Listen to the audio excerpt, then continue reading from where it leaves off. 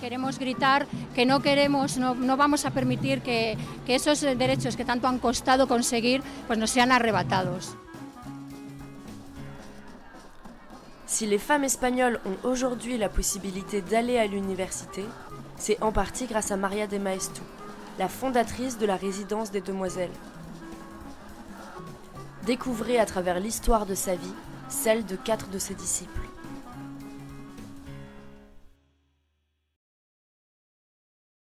Picasso, ça vous dit quelque chose, n'est-ce pas? Dali aussi, j'imagine.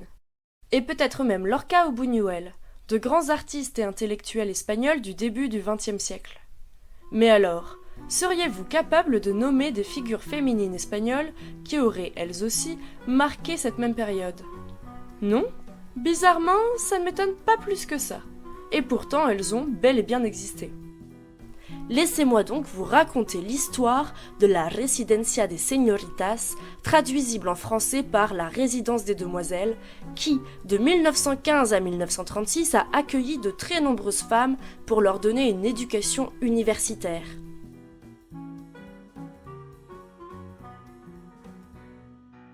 Fondée par l'impétueuse María de Maeztu, cette école a réuni sur 20 ans de nombreuses étudiantes, toutes plus audacieuses les unes que les autres, à une période où l'éducation approfondie du genre féminin était bien rare, voire même inexistante. Elles sont tellement nombreuses à y avoir étudié ou à y être allées pour assister à des conférences ou des réunions féministes que j'ai décidé de vous parler de 4 d'entre elles. Il s'agit de Victoria Kent, Juana Moreno Sosa, Clara Campoamor et Josefina Carabias. Mais avant de commencer notre histoire, il me semble qu'un petit point historique est de mise.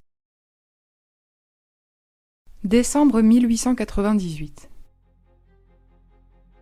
Cuba, Puerto Rico et les Philippines obtiennent leur indépendance. Cet événement marque la fin de l'Empire espagnol établi depuis plusieurs siècles et plonge le royaume dans une crise politique, économique et sociale qui soulève de grandes réflexions sur le futur de la nation. Alors que certains penseurs et intellectuels masculins se questionnent sur la manière de retrouver la grandeur impériale d'antan, des femmes pionnières du féminisme espagnol, comme Emilia Pardo Bazán ou Concepción Arenal, revendiquent l'importance de leur genre au sein de la société et réclament désormais le droit à la citoyenneté. En effet, à l'inverse des suffragettes anglaises et françaises, les féministes espagnoles ne cherchent pas à obtenir le droit de vote. La corruption présente sous la monarchie parlementaire du roi d'Espagne Alphonse XIII rendait les voix électorales inutiles. Elles décident donc de se concentrer sur d'autres batailles, telles que la modification du code civil qui leur permettrait, enfin, d'avoir accès, comme les hommes, à l'espace public.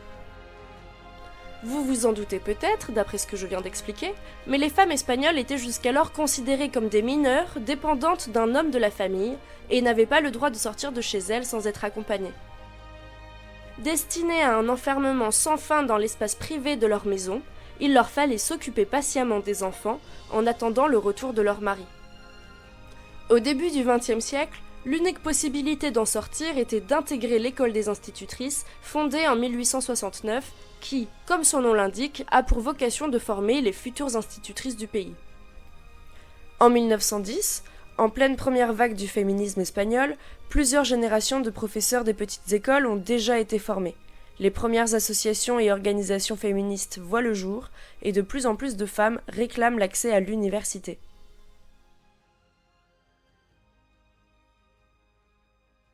C'est dans ce contexte contestataire qu'elles obtiennent, le 8 mars de la même année, le droit d'entreprendre des études supérieures.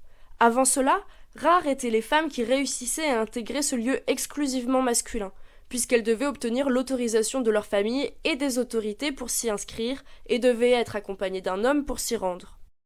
Évidemment, une fois ce parcours de la combattante achevé, rien ne leur assurait l'obtention d'un diplôme. Les chiffres montrent qu'avant 1910, seules 77 femmes avaient réussi à s'y inscrire et que seulement 36 d'entre elles avaient été diplômées. Vous pouvez donc largement imaginer le retentissement qu'a eu ce nouveau droit. Grâce à l'éducation, c'est un chemin vers l'indépendance qui s'ouvre à elle. C'est là que tu entres en jeu, María de Maeztu. Née entre 1881 et 1882 à Vitoria, dans les Pays Basques, tu viens d'une famille privilégiée. À 17 ans, en 1898, tu obtiens ton diplôme d'institutrice et tu débutes en tant qu'enseignante dans l'école de langue de ta mère à Bilbao. Tu décides en 1907 de quitter le nord de l'Espagne pour commencer des études de philosophie et de lettres à Séville, où tu vis chez l'ami de ton frère, le célèbre auteur Unamuno. C'est lui qui t'escorte jusqu'aux portes des salles d'examen, auxquelles ton genre féminin ne te laisse normalement pas accès. Car, rappelez-vous, les femmes n'avaient légalement pas encore le droit d'aller à l'université.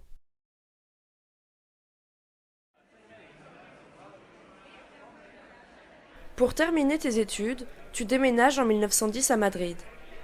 À cette époque-là, aucun aménagement n'est prévu pour que les femmes puissent étudier dans d'autres villes que celles de leur famille. Par manque de logement adapté, tu te retrouves donc à vivre dans un environnement insalubre et extrêmement bruyant. La même année, la résidence des étudiants, établissement exclusivement réservé aux hommes, est créée. Le concept est tellement innovant que de nombreux jeunes hommes viennent de tout le pays pour y habiter, la transformant rapidement en un lieu d'effervescence intellectuelle et de rencontre entre tous les futurs grands artistes masculins du royaume. C'est à ce moment-là que l'idée émerge. J'ai pu voir comment la résidence d'étudiants, fondée en 1910, s'est transformée en un foyer culturel et en une référence en la matière. Si l'on voulait prétendre à l'égalité femmes-hommes, il était clair qu'une institution parallèle avec le même objectif était nécessaire. Réduire la distance et les inégalités d'éducation auxquelles nous étions confrontés en tant que femmes. Un endroit sûr, où les résidentes laisseraient leur foyer familial pour s'immerger peu à peu dans un monde universitaire. Tu n'as désormais qu'une seule idée en tête. Terminer tes études pour créer une résidence où les femmes pourraient, à leur tour, trouver tous les outils culturels et intellectuels nécessaires à leur émancipation.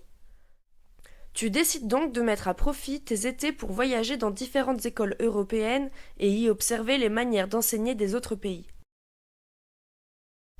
Octobre 1915, Madrid.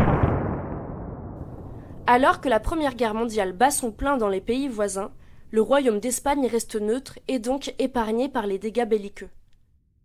C'est dans ce contexte que tu obtiens, après de longues conversations avec la Junta para Ampliación de Estudios, une assemblée qui vise à améliorer le service d'éducation du pays, l'accord et le financement nécessaires pour concrétiser ton projet. Tu es désormais la fondatrice et directrice de la résidence des Señoritas qui vient d'ouvrir ses portes rue Fortuny. Tu es actuellement devant l'entrée de ce bâtiment qui, tu ne le sais pas encore, aura un si grand impact sur le quotidien des femmes espagnoles de ton époque. Capacité d'accueil de 30 étudiantes, bibliothèque, laboratoire, équipements sportifs et salle de révision. Toutes les conditions sont réunies pour permettre à tes futures étudiantes de s'instruire. La résidence des Señoritas est née.